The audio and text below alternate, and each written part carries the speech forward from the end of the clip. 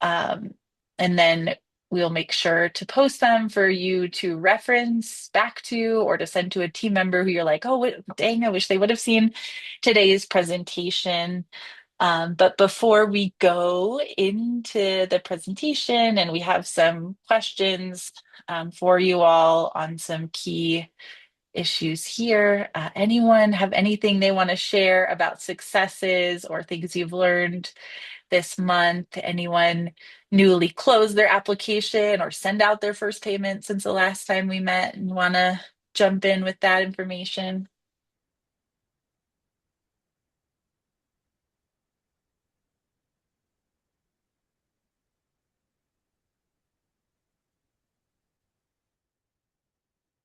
I don't see anyone from Region 10 on here, so on their behalf, I'll say their application has officially opened now. So we are full force, Nice. everybody. So that's amazing news, and super excited to see Emma here too, that Region 7 has been up and running. So very excited about that. Great. Thank you for sharing on behalf of Region 10, Holly. That is really exciting to know that everyone has reached so many milestones. Others want to share?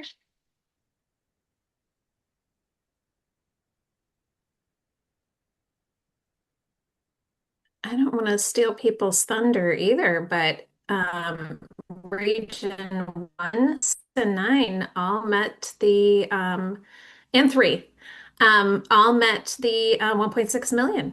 So we are full force in money as well. So congratulations to everybody for securing the extra funding. I know there was a lot of hard work that went into that, and I think it's something to be celebrated. So congratulations all. Very, very awesome. That is great news.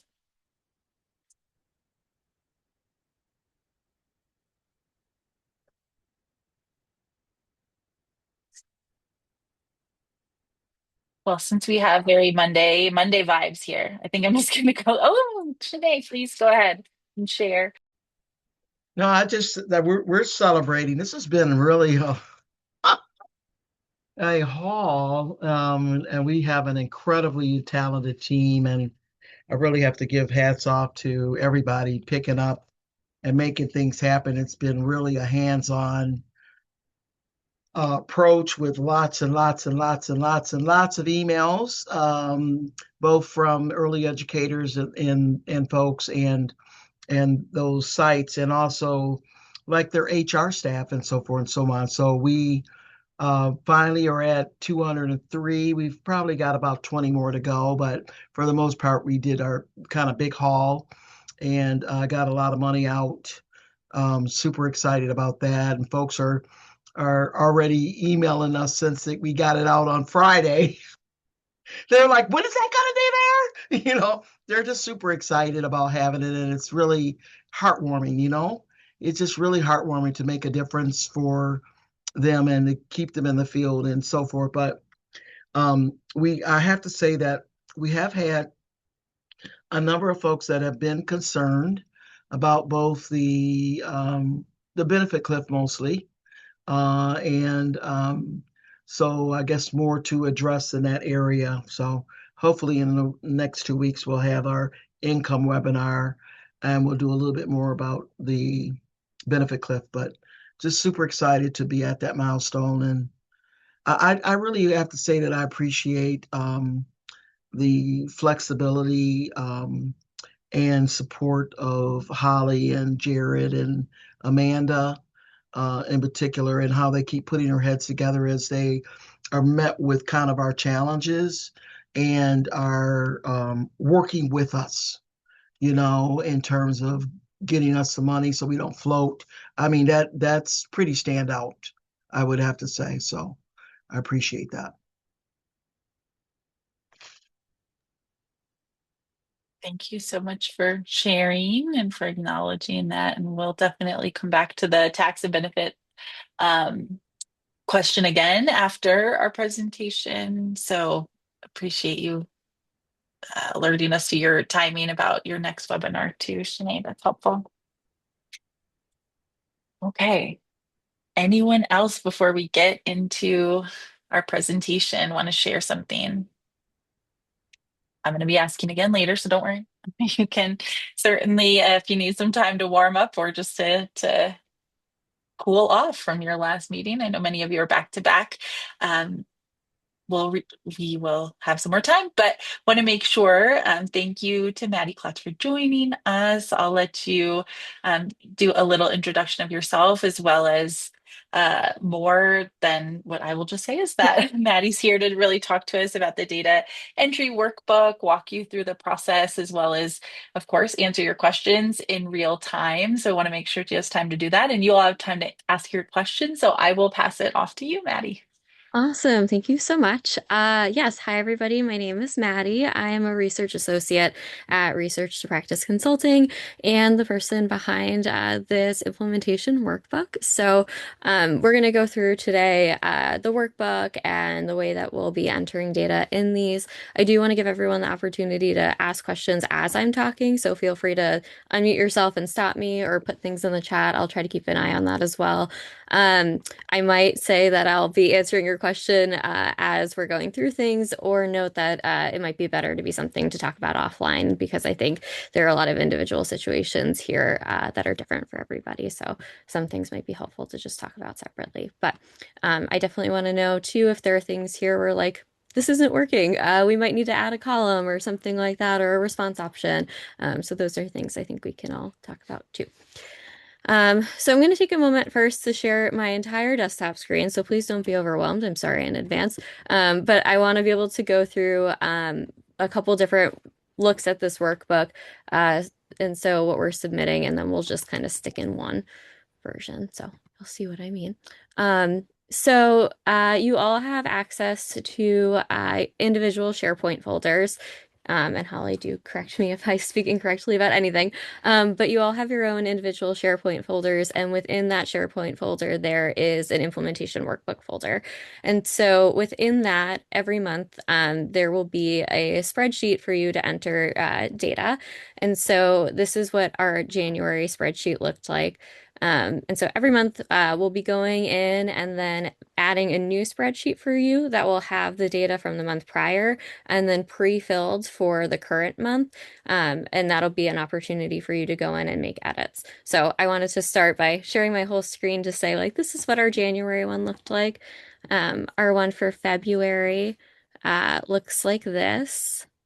So that will be in there. You'll notice that the February one has two tabs for January. This is just for people who had startup funds. So if people who had startup funds have questions about that, we can talk about that more offline. But January has just the January tab. February has a January and February tab. And then March, the March spreadsheet will have January, February, and March. So we'll play around in the March one. But I will just share March now, so we're not overwhelmed by all of the things on my screen. Okay, yeah, that one. All right. So within all of these workbooks, there is an instructions tab. So this has information that we'll be going over today. I can always add things in here too, based off of our conversations if there's more detail that needs to be put in here. Also, is my screen size okay for everybody? I know that like Excel documents can kind of be annoying with screen sharing and stuff being zoomed in. So should I zoom in more? Is that okay? Okay. I see some head nods. That's good. And just sorry to interrupt, Maddie, but for those Yeah. of you who are like, I have super, super Zoom needs, you can Mhm. always click the top three little buttons on where it says Maddie Klotz's screen and zoom in even further for anyone who's like, oh, I want to go in further. So you can do both. Oh, that's good to know. I didn't know that that was an option. That's helpful. Um, so every tab has different spots for you to be able to fill in different data. Some columns will have these little red things up there. So those are just some notes I had placed in. My cursor would like to highlight them with some reminders on how to enter data in a particular column. So we'll start in January here because I entered some pretend data so we can look at how the spreadsheet works. But there is a column for individual My Registry number, status, starting in the study, stipend dates, payments, and all of these pieces. Some data we began collecting in January that we are no longer collecting for February and March. So we'll look at how that auto changes in the spreadsheet. But this main section is where you're entering your data. And then off to the side, there are these little tables that will calculate things for you. So hopefully this is like a helpful check as you're entering things in and you're like, wait, is this what's on my SOE? If you're the person doing both. But basically, you can just go through and type all of these pieces in, and then into your next month, it will auto-populate it all in there for you. So in a month that a participant is starting, that they would be an ad. So they're new for the month. They are entered in as an ad. January would be the date that they start receiving funds. Payment, if they're receiving just like one payment, maybe for places where a participant is starting in February and they're getting back pay for the January month, they would maybe be then a double payment or something else. But you can enter all of that in here. And then when you go back to enter then your February data in, so we upload this new spreadsheet for you, everything will be in here from your month prior. So people that were added in January are auto changed to being active. This is where it's like, oh, we got to be careful about typing things because there's all of these funky formulas that are carrying that data forward. But so people that were added are now active, and all of this just gets copied over from the month prior. Because there were a couple of columns in January that we're no longer collecting, this includes organization type for business. We got rid of that. So, and we also got rid of the business My Registry ID. Those are just completely deleted in the business data. So those just go away. But we also changed the response options for the classroom setting and for the position type for educators. So in January, there were just these two options. After feedback from you all, we added in having be a director/teacher, and then classroom setting was changed to have all of these got condensed down. So in February, we can look at what that looks like. Anyone want to stop me if they have questions, if I'm going too fast? Okay, I don't see any comments or people unmuting, but please do. Okay, so this example data, GSRP was an option we did not delete or change. We did remove group home. So we can see now in February, the spreadsheet says, oh, that's not an option anymore. So it's prompting you by turning the box red to go in and change it. So these are the new options. So once you do change it to whatever is relevant for that program, it removes the red. Let's put it Can back. you click on the options again? Yeah, absolutely. So these are the ones that we currently have for months moving forward. So if you all have feedback on these options, definitely let us know if this isn't comprehensive enough. So for a home-based group home, what would they select? Tuition-based? Yeah, tuition based. Okay. Ali, I see you unmuted if you wanted to jump in. Yeah, so we decided to do that because in the license number, we'll be able to know what kind of business they are. Yeah. Trying to make it a little easier. Thanks for the question. Good question. Yeah. And so a way to be able to kind of quickly look at the spreadsheet, I tried to make things kind of jump out with color to be like, oh, something might need to be edited there. So that's why this box will turn red.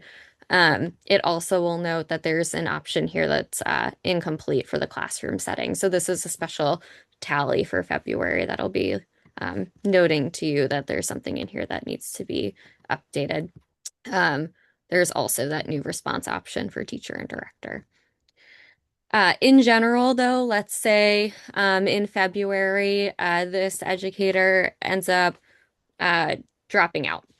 There's this option here. There becomes this edit entry column. So this is a way to flag that you're going to go in and change something so that I know when I'm going back through and looking at this data that there was something that was edited. See that there's oh, Holly, that's you. Okay. So that's a thing that you can flag and go in here and say, oh, just kidding. This person dropped. Um, that will note to me that there's a drop, and I can see, oh, you highlighted this row green. This person is no longer participating. And now in their March data, in your March data, that person will be removed from your data set. And it does keep that row there, but that's something that we'll clean up for you when this is re-updated or re-uploaded into your SharePoint folder, but it removes it from your file. So just the way for you to be able to keep track too. So because you'll be able to have access to be able to view your data from the months prior. So when you're going and entering in your February data, your March data, you can be like, oh, that person's no longer there, and I flagged them and I removed them. Or let's say not a drop. Let's say this person now is receiving, or maybe this person went down or went up to full time.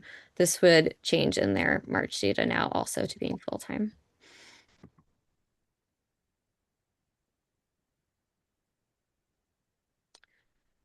And then all of this is getting tallied as well on these tables off to the side. Does anyone have questions?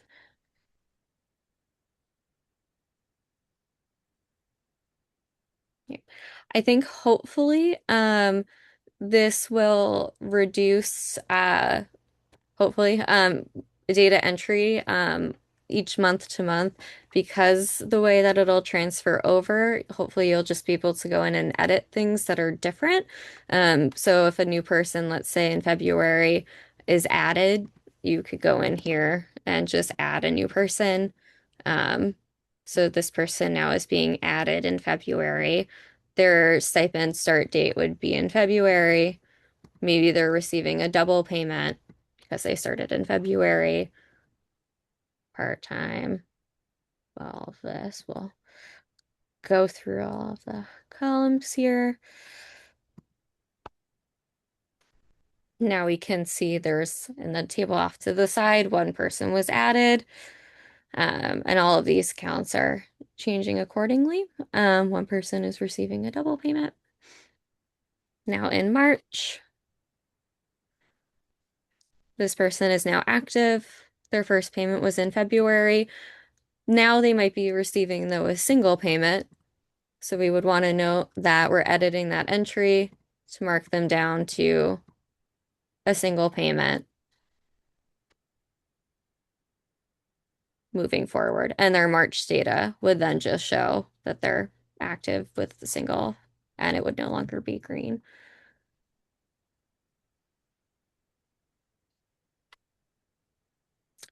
Does anyone have questions?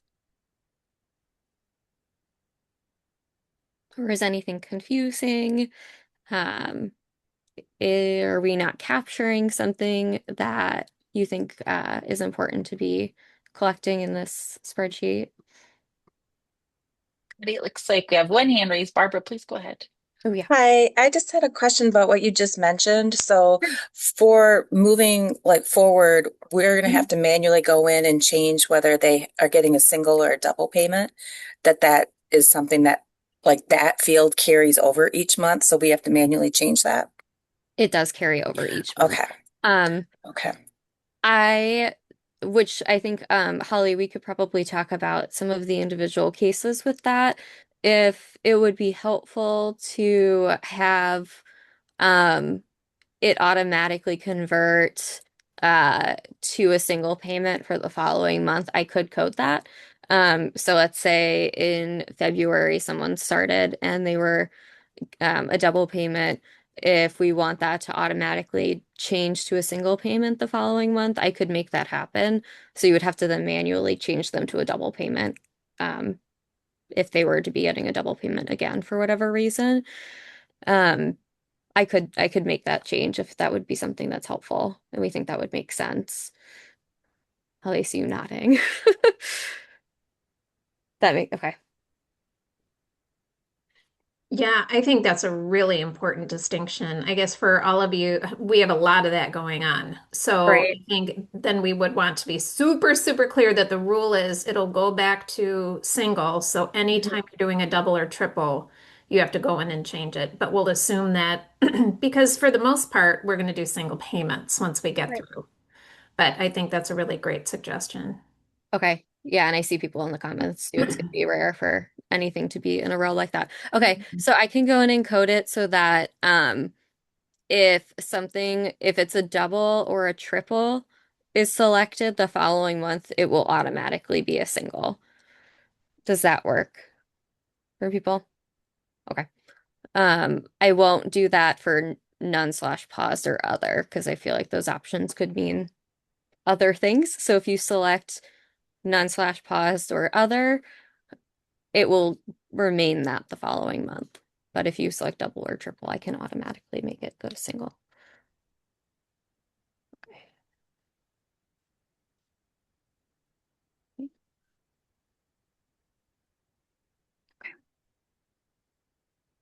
Cool. Do we have other thoughts or questions um, or other things that would be helpful like that to add in? Maddie, I'm wondering if you can just touch on quickly for folks who did not make any payments in March, or I mean Mhm. in January, what Mhm. that should look like for them, what they should be doing. Yes, that's a good point. And I know that there are some individual cases here. So if you already started filling out a January spreadsheet, even though payments weren't made in January, that's fine, and we'll just copy this stuff over for you. Um, but if you did not make any payments in January, so I'm gonna remove this from here. So if you didn't make any payments in January, you would be starting off with a spreadsheet that still does have, I'm gonna, sorry, one second. So this is, you're in real time seeing the formulas. I can't just backspace because then the formulas don't work. So dragging those out. If you didn't make payments, so in January, you'll still start with a spreadsheet that will have the January months in them. So you'll have a spreadsheet like I showed before that had um, January and just February. But you'll ignore those January tabs and you'll just start in February. So you'll start here, you'll enter your data through. So your people starting in February here will all be ads. Their first payment date will be February. I'm guessing these will most likely be double payments for everybody. Um, you'll not have to worry about these changing options being different from before. Um, and so now then in March, all of this will be actively there for you. It's just from our testing before. Um, so it'll just carry over. So you'll just start from the tab for the month that you started giving payments. And so now this person is active, not ad anymore, and their start date was February, so we know that. And I will add that coding in to make this now turn into a single payment.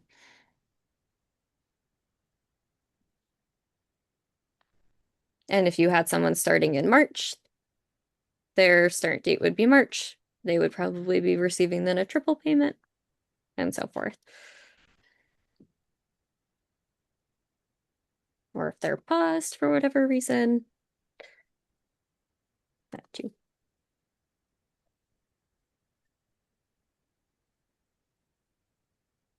Are there other questions or examples that would be helpful to go through?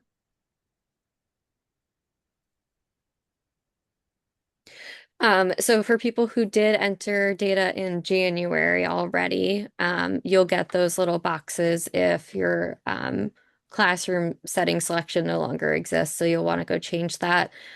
That won't occur for the position slash role because we didn't delete any options, we just added. So if teacher slash director better fits the position role for that educator, I would suggest going in and changing that. So you would want to just note that you're changing the entry by saying yes and highlighting that box or that row green. And just note that you're going in there and just changing that one. And I'll know which one you're changing by being able to just look and comparing the data.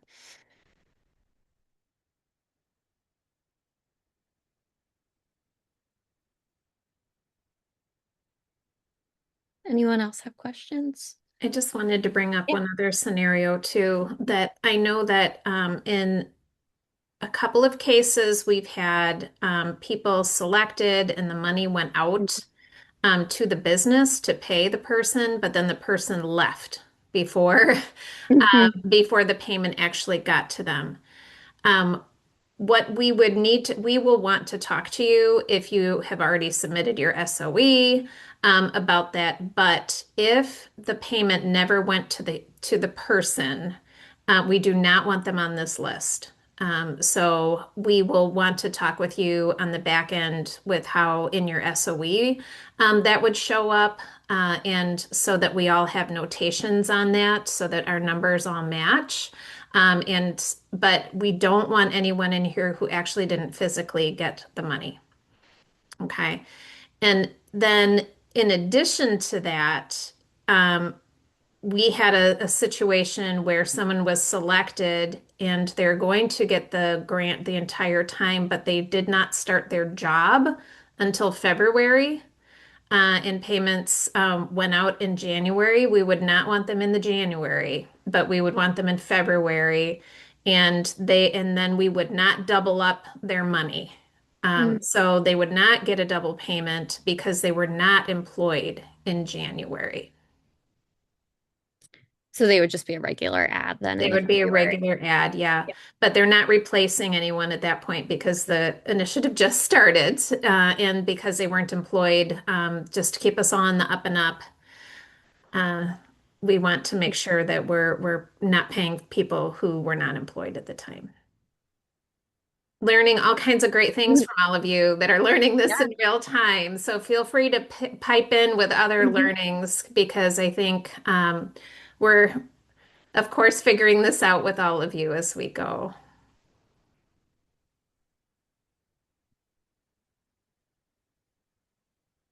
Are there any other examples, Holly, that you can think of that might be helpful to walk through? I don't think so. Okay. So just a note to all of you, just for your understanding at this point of where we are. So Maddie and I are really the ones who are tracking data. Maddie's kind of our behind the scenes wizard with all of this data for all of us, who's going to be collecting this and pulling it all together. And she's the queen of this worksheet. But because Maddie and I are not state employees, we are waiting for a data share agreement to come through for us to actually get access to the folders where you are putting these. So all of you know Amanda, or most of you know Amanda. I see some new faces on here who might not know Amanda yet. If you're seeing us deferring back to Amanda, it's because Amanda's the queen of the SharePoint right now, and she's the only one that can look at this data inside what you're doing. So please know it's not that we don't want to help you, it's that we're blind at the moment because we're not allowed to see my registry numbers right now. So we are just, you all know Amanda. She's very responsive too, and we're working as a team, and hopefully that'll all get cleared up. But just know if we say we got to check with Amanda, that's why. And we'll get this all figured out pretty soon. And then Maddie's really going to be carrying the torch on this. But she can answer all your questions about how this functions and if you're having problems. Okay. And I think kind of along some of that too, a note just about how this functions. Most of these all have drop downs, except for the few where you're typing in like a registry number or license number. But if you do type in a cell, the formula does disappear, and the formulas are the things that are bringing the data over from the prior month. So just a note, because I know it's stressed in a couple of places, like in the introduction, to be careful about typing in cells. So that's just the reason for that is it'll delete the pulling forward. So. Oh, yes, I see a question. Hi, I do have a question that's related to this. So in the situation where we have an educator who's participating, but they did not complete their monthly verification with Child Care Back Office in our case. And so we're not able to send the stipend to them for that month, but they're still going to be participating. Should we, in the workbook, be marking them as none paused, kind of making a note in the comments? And then I guess, Holly, a question for you maybe is there something we need to do to note this in the SOE, because they won't be getting that payment in the month of February, for instance, but then we would hopefully, if they verify next month, be doubling their stipend in March. Do you have suggestions on how to handle that? Yeah, Holly, I think I'm going to defer to you on thoughts on how to handle that. I feel like likely using the none or paused or possibly the other option, but I feel like none or pause fits that. And there's a space over here for comments. I would like or advise, hopefully, for the comments column to be used somewhat sparingly. But I feel like that could be a situation where if you picked like none or paused, noting that they're still going through that verification process. And that would be the reason for that being selected. But Holly, do you have other thoughts on that? Yeah, Norica, I think your thought is right. Let's put that type of thing as a non-pause and put some comments in there. I Mhm. think if you have when we have those situations, let's touch base on those and make sure that Jared is good with how we're proceeding. I think some of it would go to your your process is you're checking before they go to the business. So I'm assuming that the money would not have gone out in your case, since it's not in your in your region, not going to individuals, but to businesses. So that's kind of my little caveat. Let's just, because in circumstances where, let's say, maybe the money went, but then we would want to be marking that somehow too. But it sounds like you've got it nailed down. I want to ask Jared how that wait having here is the money go up, and then we know it's going to be double. So Norica, I'm going to follow back up with you on this, but I think I like that strategy. The SOE part, I want to make sure Jared's good with. Yeah, sounds Thank good. you. All right, Good question. thanks.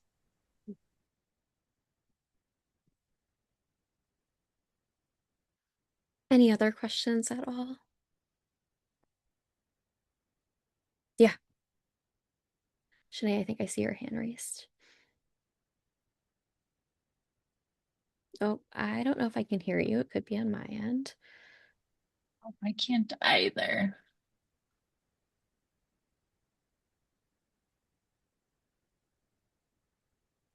Can you hear us, Shanae? Okay.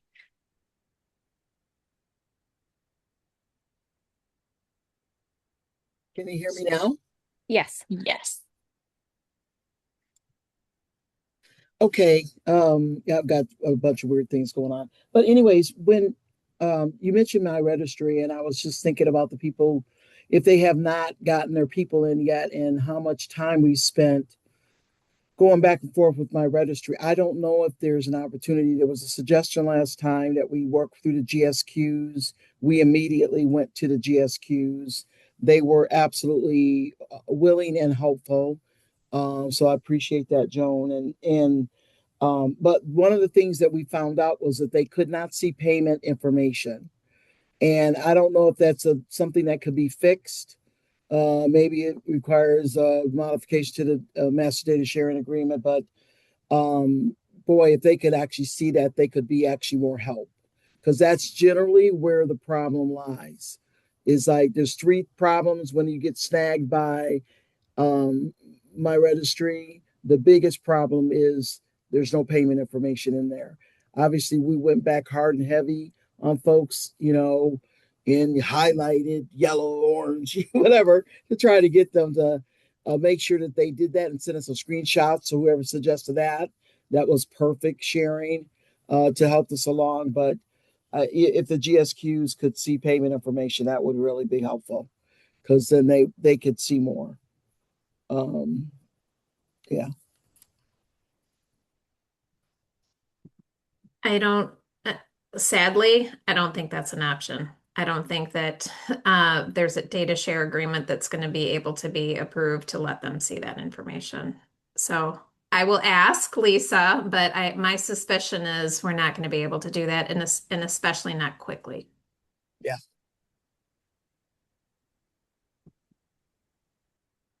Holly, ECIC does have a data share agreement with MyLeap and My Registry, so just flagging for Lisa to not forget that. So, and resource centers are signed on to that. I'd have to look and see exactly every single data element that they can see and share, but just putting that out there. That's why I said modification, because and I know that stuff doesn't happen fast with the state either, but that's what I was thinking. We didn't know that until we went and asked them, and they were like hot and heavy trying to help, and that was the kind of way that they could not help, and that was the number one issue generally. The other thing I will say is that now that we're at employment verifications as well, that we were able to actually automate that process. We are, so that for us was automated, because I can't imagine having to chase 200 people down if you're going directly to the provider. I mean the employee, and trying to get that. Get those employment verifications. And we were shocked that in 2 days we had the employment verifications with this automated process. Nice. So Well done. Joan, I want to circle back with you. I just want to say when Maddie and I will have a data share agreement that gives us access to data inside the registry, it means that we will be able to we will be able to request a report from the registry to run. It would not give us access inside for me to log into the registry and to see individual people's records. And I think that's really what the issue is in being able to verify that Maddie updated her wages in there. That I don't know if anyone at ECIC with the other roles that you all have that sort of access or capacity to be supporting the regions with all of these folks. If that Yeah, makes sense. I'll have to Yeah. learn more about that. I think, unfortunately, this has become incredibly complicated for people Yeah. as we're discussing.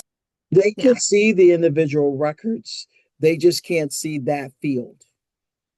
Just so That's so true. you know. Yeah.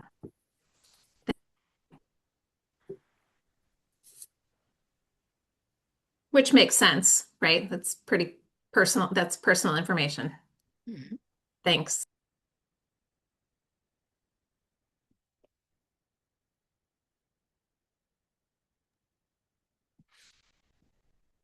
Any other questions folks have? Well, we have Maddie.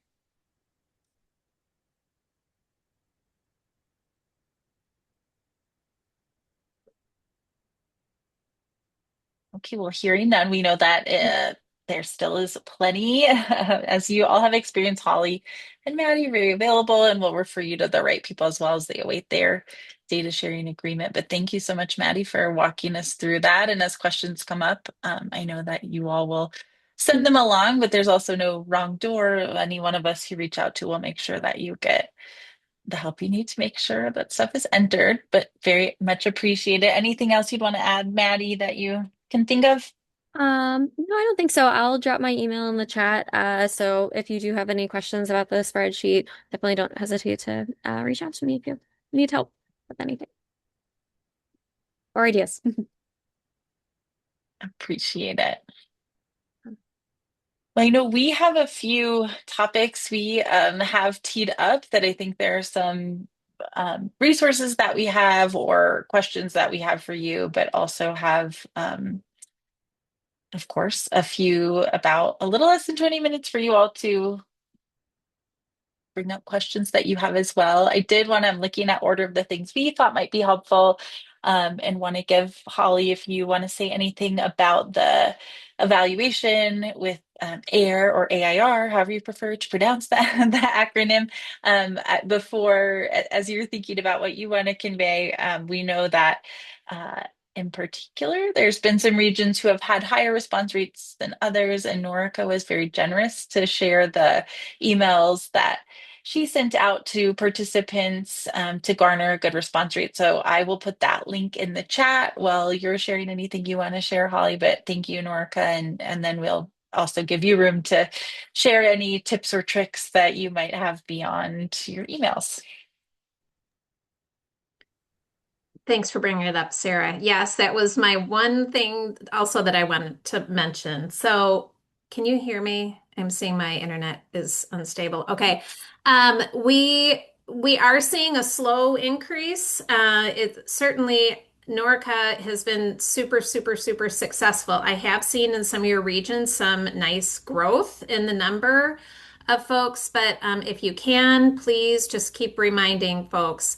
Joy and I are meeting with AIR this week, and we'll be talking about some other strategies on if perhaps they might be able to give us an indication of who has responded from your area, from what they have, what the kind of information they have, so that you would know to be able to do some outreach on that. The more we can get, the better. So the survey's not going to close. We're going to keep it moving until we get further along in the initiative, because even as we do like next groupings, we want them to be filling it out as well. So ideally, they really wanted it in that sweet spot between acceptance and first payment, but they don't want to necessarily close it. So we want to continue to encourage people to fill it out. Barbara, I see your hand up. Is that for me? Yeah, I was just gonna say, if there's any way they could give us some kind of a list or something so we could just send it to the people who've not done it, because we have had to send out so many emails about so much. And if we're sending them something that they've already done, it just creates, it's just a little bit difficult. So if there's any way they can do, something that we can use to just send it forward to those who haven't, or a reminder, something like that, it would help us, because we're flooding their inboxes right now with requests, and some of them are getting frustrated. So I don't want to tip them, because we want them to respond, but so that's just my. Sure. Thank you, Barbara. I will work on that. Thank you.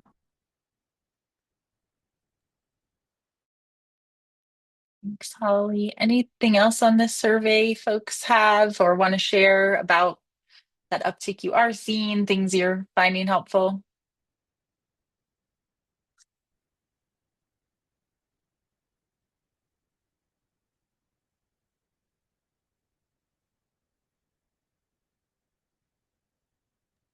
Will you be able to share with us what our response rate is? And we only had half our people in, so you're almost in still that window, because we just put up another 100 and something. And so, yeah, maybe we can, like Barbara said, and we certainly, Nordica, if you've got this award-winning email, we'd love to see it. And what your subject line was as well.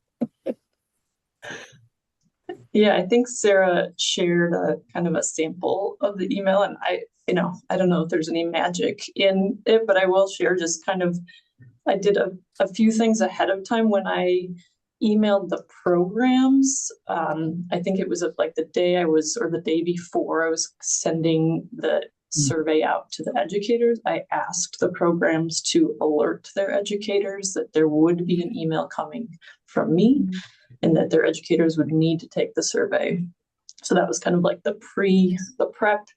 And then the email to the educators was something like, "Welcome to the Wage Initiative. Please take this survey."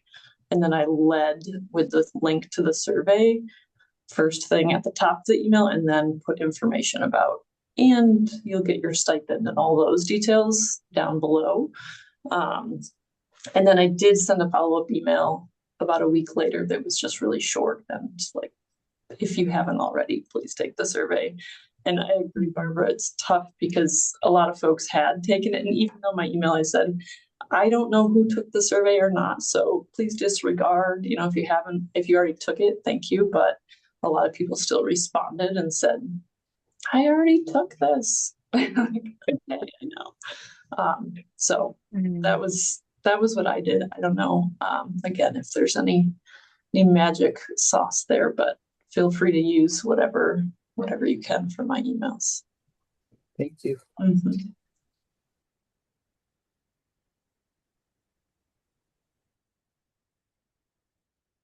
Thanks for the questions and for sharing. And I can say, as someone who tried to collect data at the end of something, as you can guess, people do not remember 18 months ago and how they really felt. So I know even for you all, Barbara saying like you're getting a lot, they're getting a lot of emails. I know you're doing a lot at this point of implementation. So just underscoring for the your future sustainability plans and conversations, that these data are so helpful. So as much as people need to be reminded 27 times, and that can feel annoying to fill out a survey, I can tell you from the other side, the data is so helpful. And there will be a window, of course, where people will just forget what life was like pre-stipend.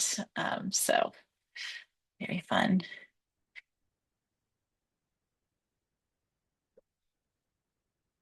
We have a few other suggested topics, but we know, to the point, you guys are running however many miles an hour that you are running, as well as doing a lot of different things, and you have each other here right now. So I'll put a big block of stuff in the chat for you all to suggest. We'll send out a follow-up email if we don't get any bites on this being kind of top of mind for you today. But I really just want to give you all a moment, and the things I put in the chat, if those of you are in transit, are just there is a planned update to the communications toolkit coming in April, which I can't believe is already next month. So I know that folks would love your feedback on what could be helpful as part of that toolkit. And we also know that you have work groups up and running. Many of you have work groups focused either directly on the wage initiative or on the workforce in general. So wanted to hear there's anything resonant to you. But of course, the third and always most important topic is what's helpful to you all to hear from each other right now. And Emma, you have your hand raised, so I will let you go ahead and talk. I think perhaps because it's just fresh in our mind for the communications toolkit, if it could include in the copyright actual early Head Start and home providers, that would be helpful. Because right now the script as written does not include those two groups. Great. Thank you. Very helpful.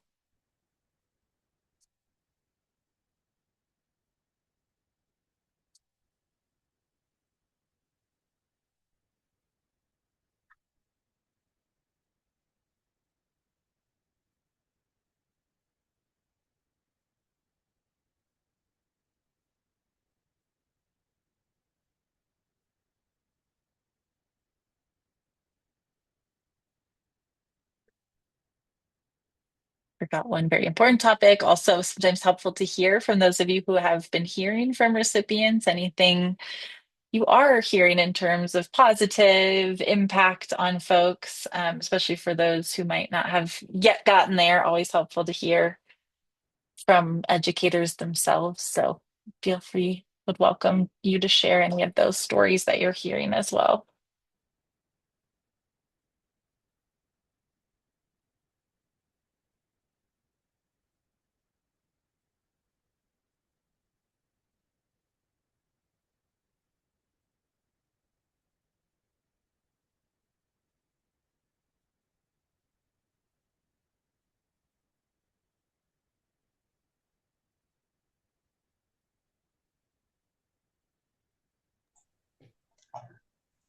This is not a story, but I do have a question that Sarah, maybe you have some insight on, or others. So I got an email over the weekend from an educator who is receiving the stipend, and wondered if I could provide some kind of letter or something that she could give to Social Security Administration to let them know, how much she'll be getting and how long the stipend will last, and mentioned that, to kind of show that it's not quote unquote work income.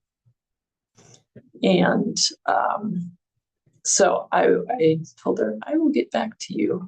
And I'm not sure exactly how to handle that. I don't know that that's actually the case, that this isn't considered work income.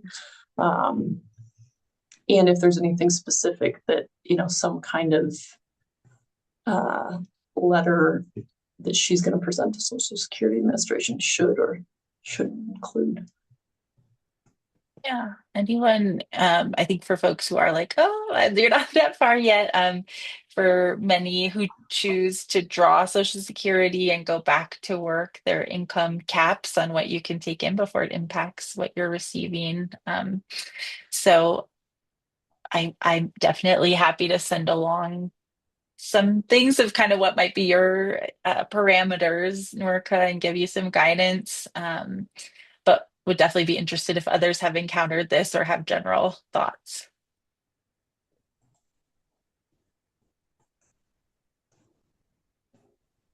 We got almost the exact same thing.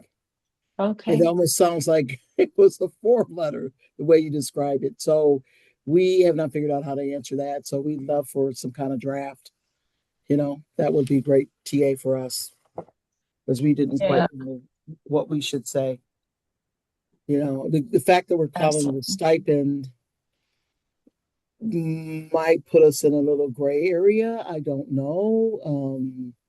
I know that it is, if you got to pay taxes on it. So what does it mean to be, why are we calling it a stipend?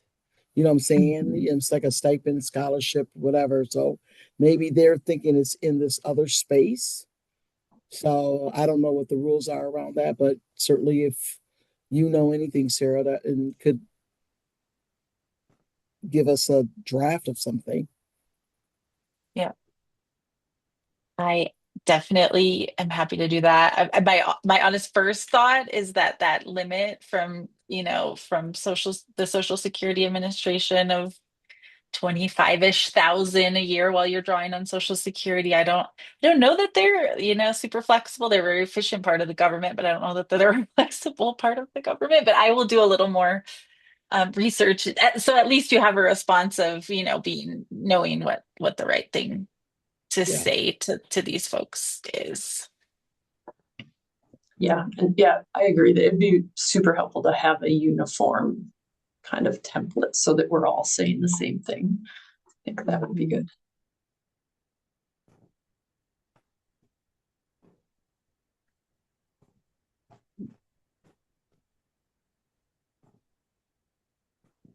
To do so, and it makes me feel a little ageist just because we've been putting together the benefits work, and thank you to Norca who's tested that out a little bit in the calculator, but we could also look at adding some of this to that. I mean, it is a small window of time. It's for folks below the retirement age who can draw their Social Security, but it's still obviously applicable. I feel like if it's applicable to one person, that's all that really matters. So I will look at that as well. Yeah, and it may also depend, Sarah, on the type. I think this person actually mentioned that they're getting survivor's benefits. Oh, the SSI. Yeah, got it. Helpful clarification. It might be like I'm not sure, but maybe on behalf of a minor child whose parent passed away. I'm not sure. Yeah. So they're different scenarios. Absolutely.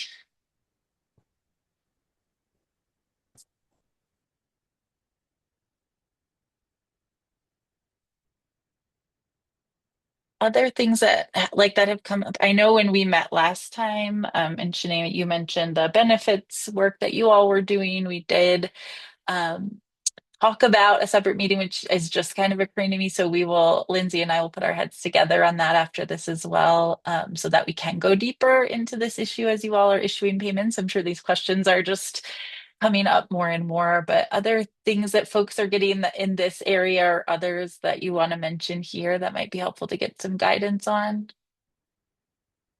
Or even if you're talking and I'm like, oh my gosh, I feel woefully like I'm not sure what any of this is. I'd love to have some more information.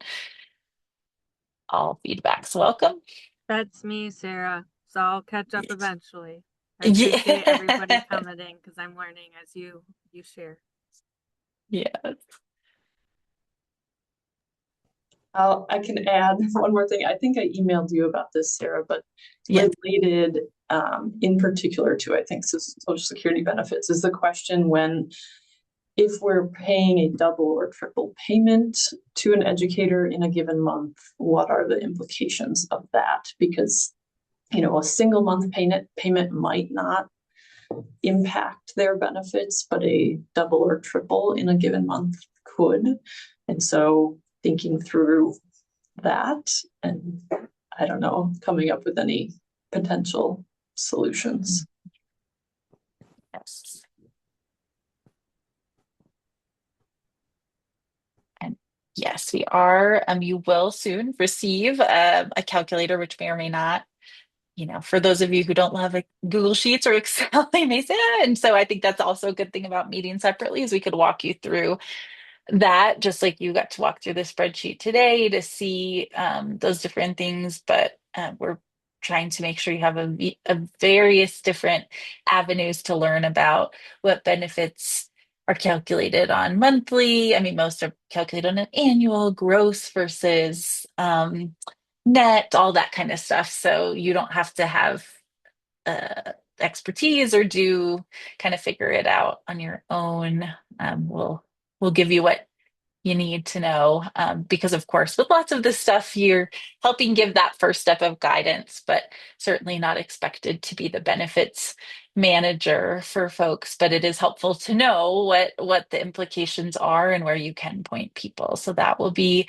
some of you right after this meeting will be getting an email about some of the things we're highlighting about your innovative regional approaches in that TA document, just so that we can verify that. And then we'll send that out really shortly. It covers both tax implications and benefit implications. So we'll send that out with a scheduling poll for those that are interested in doing something separately.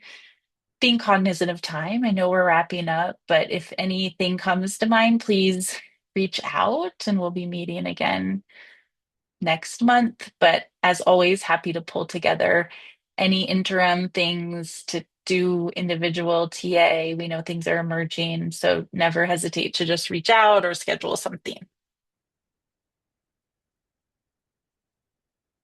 All right, appreciate you all. Hope you have the good rest of your Monday, and we will see you soon.